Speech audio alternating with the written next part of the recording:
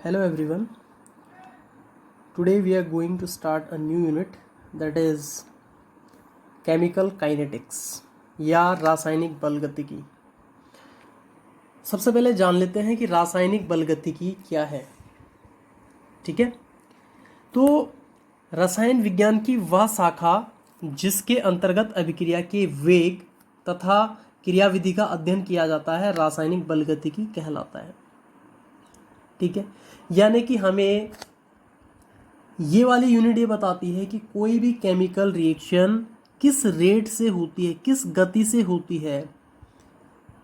कुछ रिएक्शंस ऐसी होती हैं कि जो बहुत स्लो होती हैं, जैसे लोहे पे जंग लगना हो गया, और ऐसी अभिक्रियाएं जिनका हमें पता नहीं लगता है, लेकिन वो स्लो रेट से वो रिएक्शन टेक्स प्लेस करती रहती है। जो हीरा होता है, हीरे का ग्रेफाइट में परिवर्तन भी इसी प्रकार का एक उदाहरण है, जिसमें बहुत अधिक समय लगता है। हमें ये लगता है कि इसमें कोई परिवर्तन नहीं आ रहा है, लेकिन ये परिवर्तन होता है। और कुछ रिएक्शंस ऐसी होती हैं जो तुरंत हमें प्रोडक्ट देती हैं, जैसे हम लेड नाइट्रेट और पोटेशियम आयोडाइड के जलीय विलयन को मिलाएंगे तो तुरंत हमें येलो प्रेसिपिटेट मिल जाता है लेड आयोडाइड का। तो ऐसी रिएक्शंस जो होती हैं वो फास्ट रिएक्शन होती हैं। ठीक है, तो रासायनिक बलगतिकी हमें बताती है गति के बारे में, किसी केमिकल रिएक्शन के रेट के बारे में बताती है। बलगतिकी, ये काइनेटिक्स जो शब्द है उसकी व्युत्पत्ति ग्रीक भाषा के शब्द काइनेसिस से हुई है। ठीक है, जिसका अर्थ है गति। अतः रासायनिक बलगतिकी अभिक्रिया की गति, क्रियाविधि मीन्स किस प्रकार से वो केमिकल रिएक्शन टेक प्लेस करती है, वह उसको प्रभावित करने वाले कारकों का अध्ययन है। ठीक है, अब इसमें एक आया गति या वेग, तो हम सबसे पहले जानेंगे कि अभिक्रिया का वेग होता क्या है। ठीक है, अभिक्रिया का वेग या रेट ऑफ रिएक्शन। ठीक है, तो अभिक्रिया का वेग कहेंगे हम अभिकारक अथवा उत्पाद पदार्थों की सांद्रता में प्रति इकाई समय में होने वाला परिवर्तन,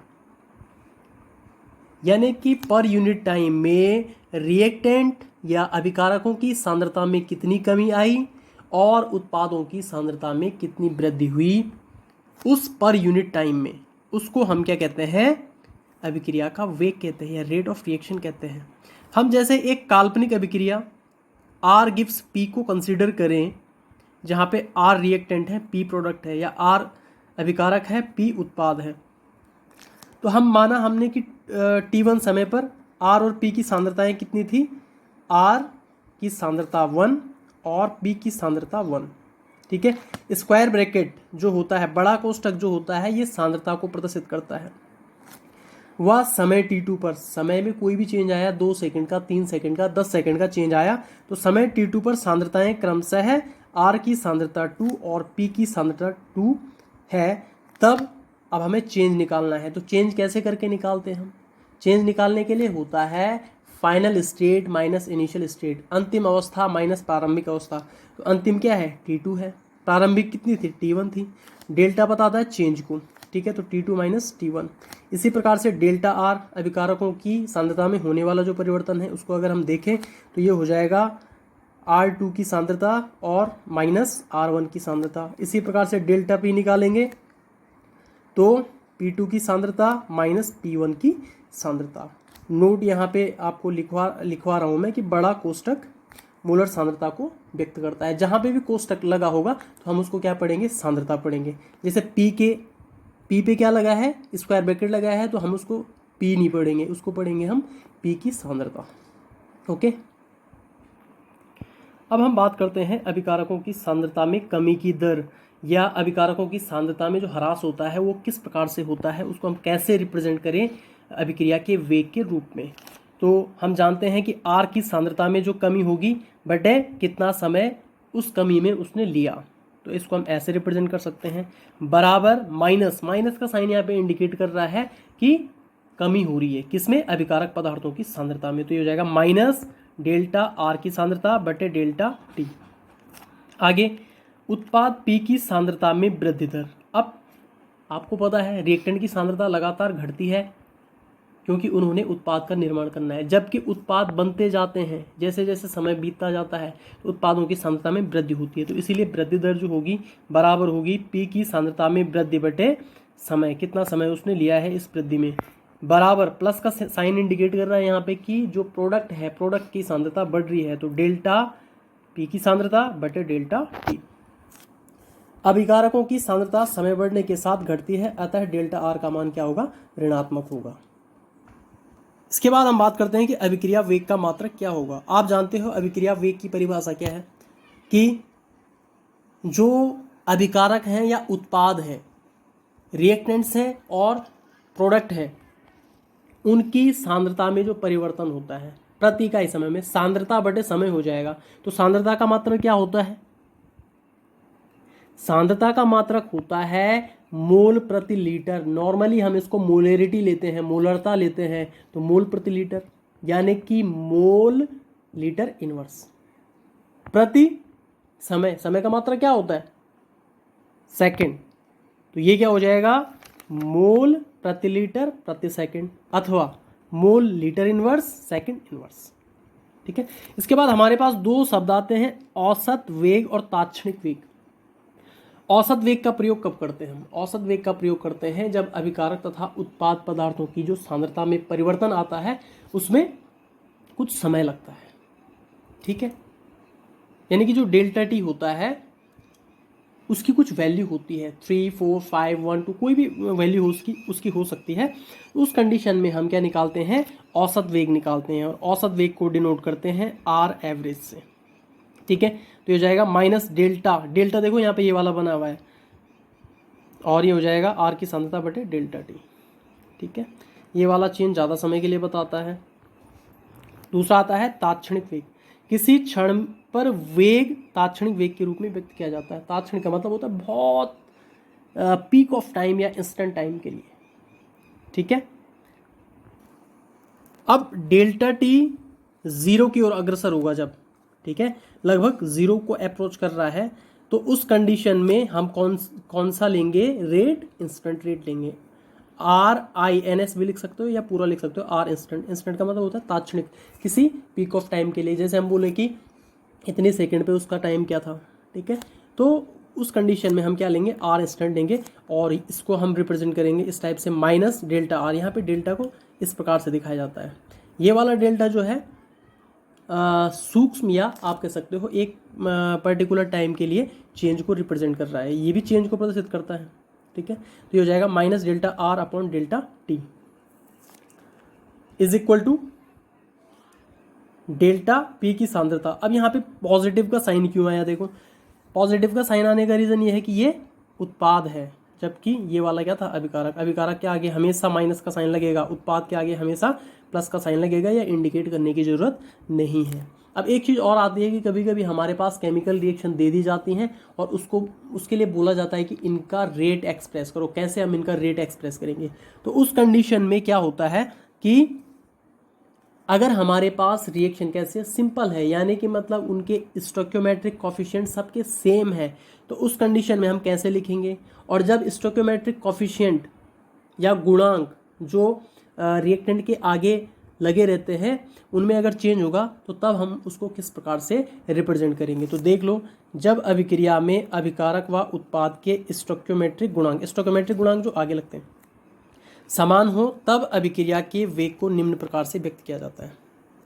अभिक्रिया हमारे पास दे रखी है, Hg लिक्विड स्टेट में है, मरकरी, क्लोरीन गैसेस स्टेट में है, HgCl2 सॉलिड स्टेट में है। तो अभिक्रिया का वेग क्या हो जाएगा, माइनस लग जाएगा। देखो रिएक्टेंट के लिए डेल्टा मरकरी की सांद्रता बटे डेल्टा टी समय आ जाएगा, बराबर इसकी सांद्रता माइनस डेल्टा Cl2 की सांद्रता बटे डेल्टा टी, बराबर इसकी सांद्रता, ये वाला पॉजिटिव आएगा लेकिन, डेल्टा HgCl2 मर्क्यूरिक क्लोराइड बटे डेल्टा टी।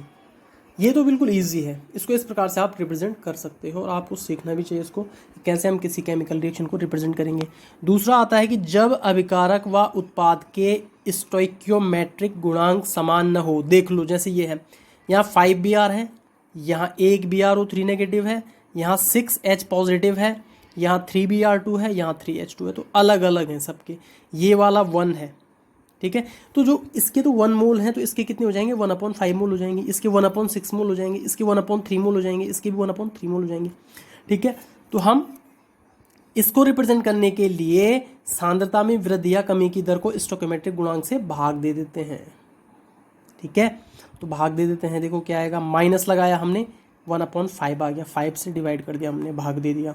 डेल्टा क्या था, बी आर नेगेटिव था, अपॉन डेल्टा टी में से आ जाएगा। फिर इक्वल का साइन लगाया, माइनस क्योंकि रिएक्टेंट है, BrO3 negative upon delta T. इसमें देखो हमने किसी का भाग नहीं दिया क्योंकि इसका स्टोइकोमेट्रिक गुणांक कितना है 1, इसका 6 है तो कितना हो जाएगा 1/6, लेकिन आगे क्या लगेगा माइनस, आगे क्या लगेगा माइनस लगेगा। माइनस इसलिए लगेगा क्योंकि ये भी क्या है अभिकारक है और अभिकारकों की सांद्रता घटती है। तो -1/6 delta H positive upon delta T बराबर 1/3। अब देखो यहाँ पे कोई साइन नहीं है यानी कि पॉजिटिव है क्योंकि अब हम उत्पाद पे आ गए, बराबर आ जाएगा 1/3 डेल्टा Br2 की सांद्रता बटे डेल्टा T। इसी प्रकार से जल भी क्या है उत्पाद है, प्रोडक्ट है, तो ये आ गया 1/3 डेल्टा H2 की सांद्रता, H2 का कंसंट्रेशन अपॉन डेल्टा T। इसी प्रकार से हम दूसरी रिएक्शन कंसीडर कर रहे हैं, हैबर प्रोसेस से अमोनिया का मैन्युफैक्चर जो होता है, एग्जांपल 3 हम दे रहे हैं इसमें कि N2 + 3H2 साम्य में है 2NH3 के साथ। तो इसके लिए हम कैसे देंगे, अभिक्रिया का वेग हो जाएगा -1/2, माइनस क्यों, क्योंकि रिएक्टेंट है, सॉरी इसमें 1/2 नहीं आएगा, चीज़ ध्यान रखनी है, गलती से हो गया, ये 1/2 नहीं आएगा क्योंकि इसका स्टोइकोमेट्रिक गुणांक कितना है 1 है। तो ये आ जाएगा सीधा डेल्टा N2 की सांद्रता बटे डेल्टा T और बराबर -1/3 डेल्टा H2 की सांद्रता अपॉन डेल्टा T। 1/3 क्यों आया यहाँ पे, क्योंकि इसके 3 मोल्स हैं 1/3 और इसके कितने मोल्स हैं 2 और प्रोडक्ट है तो positive 1/2 delta NH3 upon delta T। अब बात करते हैं अभिक्रिया वेग को प्रभावित करने वाले कारक। सबसे पहला कारक जो आता है वो है उत्प्रेरक। आप जानते हो कि उत्प्रेरक वे रासायनिक पदार्थ होते हैं जो खुद तो किसी रासायनिक अभिक्रिया में परिवर्तित नहीं होते लेकिन रासायनिक अभिक्रिया के वेग को घटा या बढ़ा देते हैं। ठीक है, उनको उत्प्रेरक कहते हैं। उत्प्रेरक केमिकल रिएक्शन को एक नया पाथ प्रोवाइड करता है, एक नया रास्ता प्रोवाइड करता है जो शॉर्ट होता है, इजी होता है। तो उत्प्रेरक एक अभिक्रिया के वेग को प्रभावित करने वाला कारक हो गया। दूसरा कारक है तापमान। आप जानते हो कि टेम्परेचर बढ़ने से या घटने से रासायनिक अभिक्रिया का वेग प्रभावित होता है। ठीक है, और अभिक्रिया की सांद्रता, अभिकारकों की सांद्रता, जितना ज़्यादा कंसंट्रेशन रिएक्टेंट का होगा अभिक्रिया का वेग उतना ही अधिक होगा क्योंकि उतनी ही ज़्यादा स्पीशीज एक दूसरे के कांटेक्ट में आएंगी और उत्पाद का निर्माण करेंगी। अभिकारकों की प्रकृति पे भी निर्भर है। कुछ अभिकारक ऐसे होते हैं कि वो अक्रिय होते हैं, जैसे नाइट्रोजन गैस की बात की जाए, N2 डायटोमिक गैस है, डायटोमिक गैस के साथ साथ दोनों नाइट्रोजन एटम्स के बीच में क्या है ट्रिपल बॉन्ड है। ट्रिपल बॉन्ड को ब्रेक करने के लिए हाई एनर्जी रिक्वायर्ड होती है, 946 किलो जूल पर मोल से ज़्यादा की एनर्जी इसके लिए रिक्वायर्ड होती है। तो ये डायटोमिक नॉन पोलर होने के कारण इसकी रिएक्टिविटी कम है। इसी प्रकार से जो पोलर मॉलिक्यूल्स होते हैं जैसे हाइड्रोक्लोरिक एसिड हो गया तो वो इजीली क्या कर जाता है रिएक्ट कर जाता है। तो इसीलिए अभिकारकों की प्रकृति पर भी निर्भर करता है। अगला जो फैक्टर है, अगला जो कारक है अभिकारकों का पृष्ठीय क्षेत्रफल, सरफेस एरिया ऑफ रिएक्टेंट्स। ठीक है, तो सरफेस एरिया पे भी डिपेंड करेगा। सरफेस एरिया जितना ज़्यादा बढ़ेगा दूसरे मॉलिक्यूल उसको उतना ज़्यादा अप्रोच करेंगे, उस तक पहुँचेंगे और उसके साथ अभिक्रिया करेंगे और अभिक्रिया करेंगे तो उत्पाद का निर्माण करेंगे।